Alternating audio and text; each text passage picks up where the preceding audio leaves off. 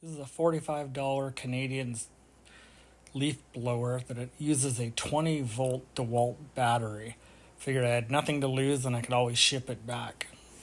First observations, quite small, is very light. As you can see, I got the yellow model. So these just screw together. The end point on the left is actually rubber. Just push and lock, pretty straightforward. You can see where it locks on there, but yeah, it's a small micro handheld. There's the 20-volt battery slips on there as if it was meant to be there, which is nice.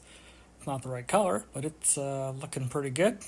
Now we'll see just how loud it is. I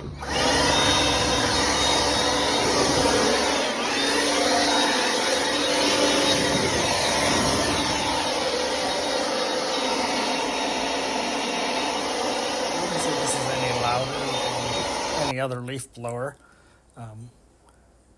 Did a pretty decent job. I was kind of surprised. It is light and portable.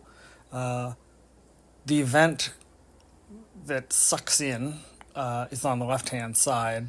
So if you're right-handed and you hold it too close to your body, it'll actually suck your shorts and in a little bit there. So I switched over to my left hand to make that a little easier. But all in all, I think it's well worth the $45.